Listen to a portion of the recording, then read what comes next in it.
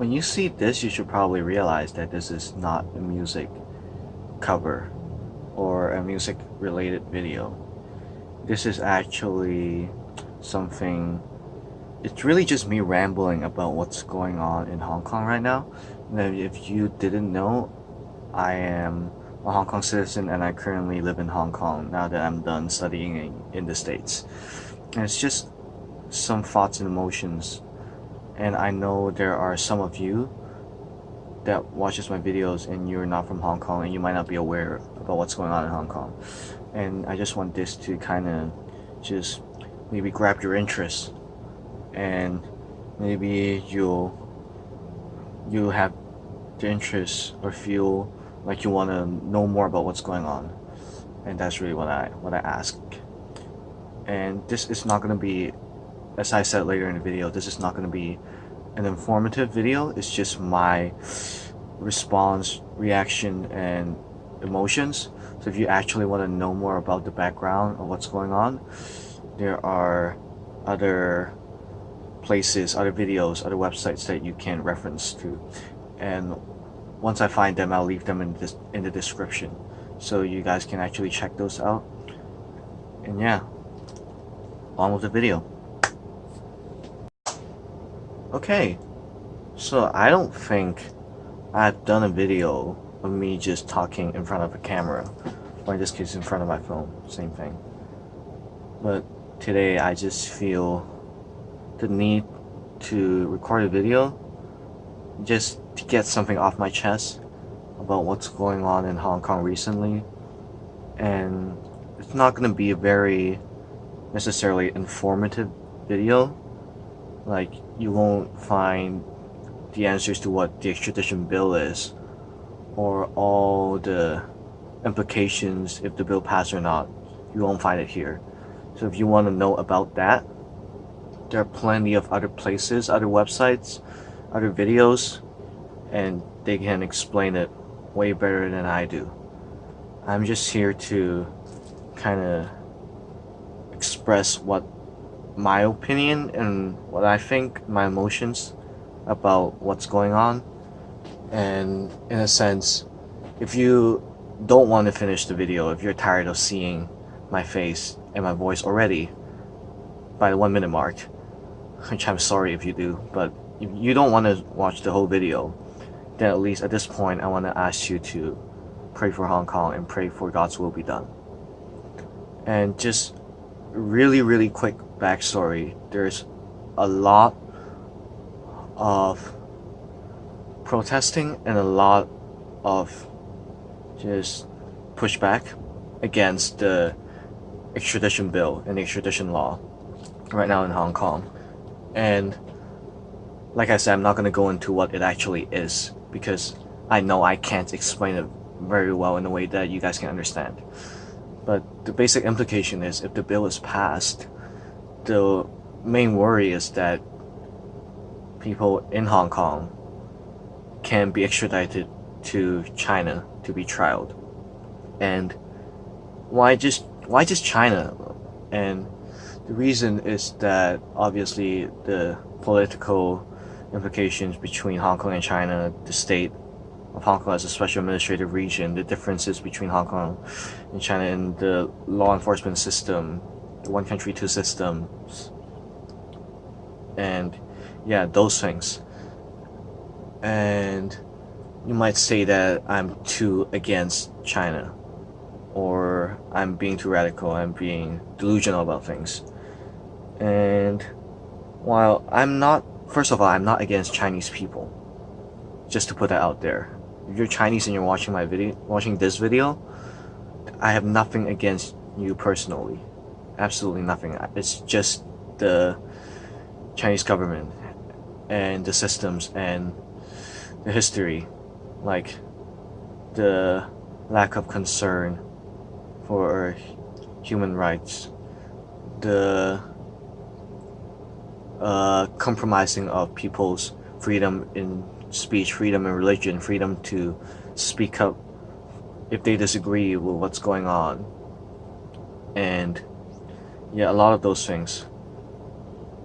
And the the fear with the extradition bill and the law is that Hong Kong will no longer be the way that it is. The values that it uphold, the special identity that it has, in that it's kind of an outlet, a voice, in that we're not restricted in religion, we're not restricted in freedom of speech, in that we can state what we think it's right.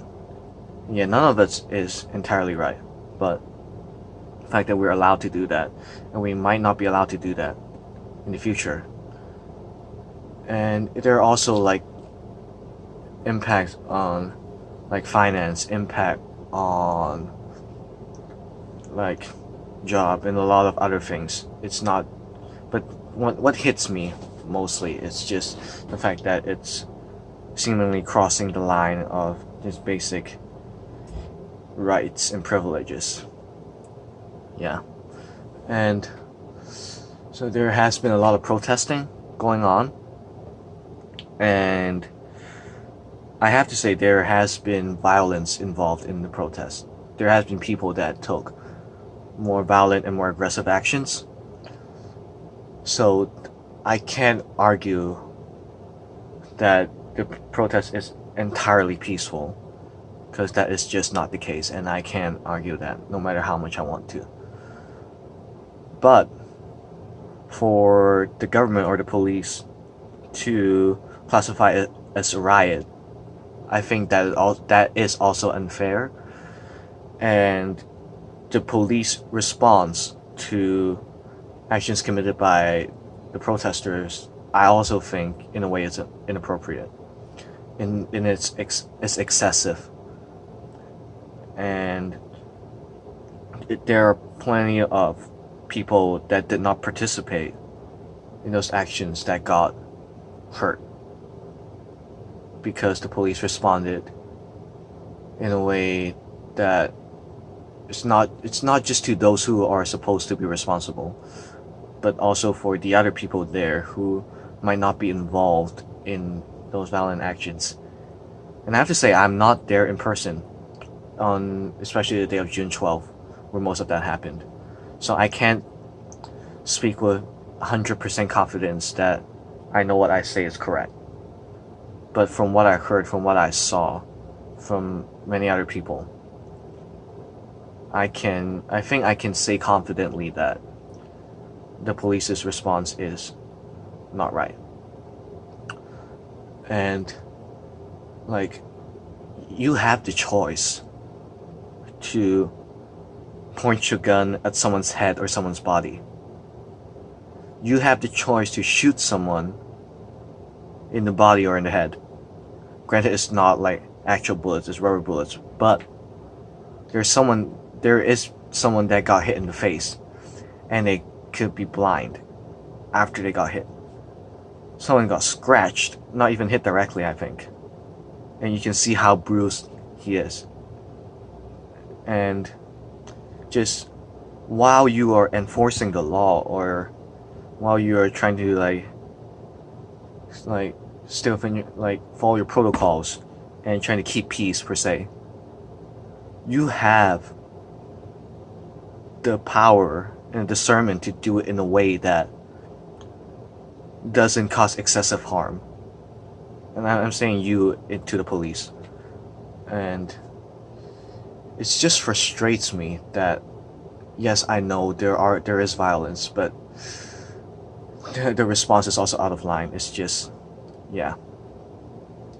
And to classify it as a riot when that doesn't describe the entire protest, that doesn't describe everyone, and to just classify the whole thing as a riot, that to me is also frustrating.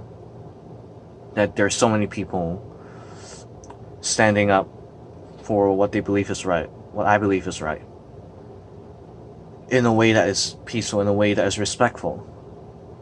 And to deny those people of their efforts to be respectful and peaceful, it frustrates me. A lot of which are younger people, students, high school students or college students around my age, And, like, honestly, we ain't got that much time to do something that doesn't matter. Like, I didn't go out on that day. I only went out on June 9th on that protest where around, I would like to say 1 million people participated. I'm not sure how accurate that number is, but I would like to think at least a very large number of people participated. And so, like, I didn't go on June 12th, and I can't, like, speak for everyone. Obviously, I'm just speaking for myself. But I think I can confidently say that we don't just go out to make a mess. We don't just go out just because, like, we personally hate the government. It's not just that. It's because we care about this place that we live in, as in Hong Kong. And we are worried about what Hong Kong will be in the future. So that's why we stood up. That's why we stood out. And we are the people that's going to be living here, that's going to be experiencing the impact of whatever's going to happen. And if we think that this is going to affect us in a big way, I think we have the right and responsibility to stand up in the way that we do. Each one of us slightly different ways, but just to, in general, to stand up and fight for what we believe is right. And yeah. And what really saddens me is that there's a person that gave up his life because of all that's happening. Person gave up his life, he jumped off a building because of all this. And I'm not gonna say that that's the best, like, action. Obviously it's not there. In no situation you should be giving up your life in that way. But just think about it. How much sadness and frustration must a person feel to take that step? How much, like, just how much, I can't even put it in words. I can't even, like, speak properly at this moment. Like, how can people not realize that this is something that touches our hearts, our souls so deeply? Yeah. It's just frustrating in a sense. And I've heard from some, not directly, indirectly, I heard about some religious leaders, Christian leaders, saying that we're disrupting the peace of Hong Kong. Saying that the people that went out, they have nothing better to do. Saying that they're just making a mess of Hong Kong, while it's supposed to be stable and reaping what it's sowed financially, economically, and flourishing. And as I said earlier, we ain't got that much time to just go out and make a mess. And if anyone thinks that any of the people who went out any of the days have nothing better to do, don't understand what's going on. And I'll admit, I don't understand everything completely, and I need to do my own research before I can say more on the topic. But I know enough in that I can comfortably say that I went out for a reason, and I think 99% of the people, at least I hope so, that went out can confidently say the same thing. And to say that we're making a mess, to say that we don't know anything better, I will, like, at this moment, I would like whoever that says that to stand up, stand in front of my face, in front of anyone else's face, and say that to our face, and let us tell you what we could be doing for our own sake, for our own comfort, that we're not doing right now. And we're fully aware that this is causing inconvenience to other people. But it's more important than that to us. And I say us, I know I didn't go out, as I said again, I didn't go out all the days. And I'm just saying for everyone that is fighting for this cause. And everyone fights in a different way.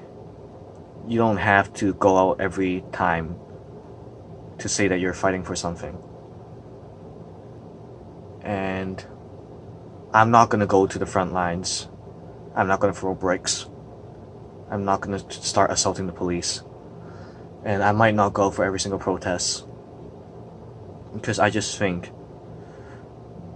I'm going out when I feel called to, when I feel there's a need, when I feel like that's right for me to do, and I'm not doing things that I feel like I'm not right to do, or I'm not comfortable doing. I'm not going to force myself to do any of that, because then it loses its purpose. Another thing that I feel like I can do is just share about this. And I know like this video is just me rambling about everything. It's not very informative. After you watch this video, you won't know much more about what happens. But I hope at least some of you that doesn't know what's going on, some of you that didn't know what's going on, would somehow see this video and at least know that there's something going on in Hong Kong, and if it piques enough of your interest that you actually go and kind of see what's going on in Hong Kong. And you just be a witness to history, whichever side you're taking, be a witness to history. I think that's really important, because pardon me for just putting the bad side of China out, and like, you can disagree with me totally, but I'm using June 4th as an example. If China can deny responsibility for what happened on June 4th, then I'm worried that what we do now, 2019, June and onwards, you can also deny it. And it's not about whether we did things right or wrong. Doesn't matter. So I just, one more witness is one more person that knows and remembers what happened, so that you can tell more people about what's going on. And you can make your own judgment on which side you take. I'm not going to convince you just by what I say to take side with me, because you have to make your own judgment as well. And if you disagree with what I say, which I know some of you will, obviously, if not only people that agrees with me watches this video, if you disagree with me in any way, you totally can. I'm not gonna accuse you for holding a different opinion on the matter. And I hope we can engage in a respectful conversation, or not just me and you and any other people who disagrees with whatever. Hope that people can just hold good conversations that actually help both sides understand what's going on, instead of just hating one another. But in the end, I'm just frustrated with what's going on in Hong Kong, and this is just kind of my outlet on just releasing something, just ranting about it, rambling about it. And hopefully when you see me ramble about all this, at least you can take 5 seconds out of your day and just pray for Hong Kong. Just like, dear Lord, pray for Hong Kong and what's going on there. Amen. Even just that. I'm not gonna ask you to pray any specific prayer. Just pray for Hong Kong in whatever way that you're comfortable in praying. If you're a Christian. If you're not a Christian and you watch this video, then yeah, just maybe learn more about what's going on. And inform yourself of what's going on if you're interested enough. And yeah, just be a witness. And be a messenger to other people. Yeah, that's all I ask. And yeah, it hurts to see my home the way that it is. It hurts that after 3 years spending time studying overseas, I come back and the first thing I see, the first thing that I have to go through is something like this. And yeah, it's just painful, like really painful and frustrating. And yeah, I also just wanna, in the end, I wanna speak up for what I believe is right when I can. And I hope I can still do the same thing in the future. But if I can't in the future, at least I did. And hopefully someone will remember, not just me, but a bunch of other people we did. And we didn't do nothing when we could have done something. And whatever happens, happens. As long as it's God's will. God's will. I just pray for God's will be done in Hong Kong. And I ask you to pray the same prayer. And if you don't believe in God, I'm not going to preach. This is not what I'm not posting the video to preach. Just, yeah. You feel comfortable enough, I still ask you to pray the same prayer. Yeah. And that's about it. I've rambled for a whole freaking 20 minutes. And if you took 20 minutes out of your life to watch this, I'm extremely thankful. And I just ask that you send Hong Kong your prayers, send Hong Kong your thoughts. And if you feel called to share the message, maybe share this video, or not even this video. This video isn't really informative, but share the message to other people so that more people knows about what's going on. And yeah, that's about it for me.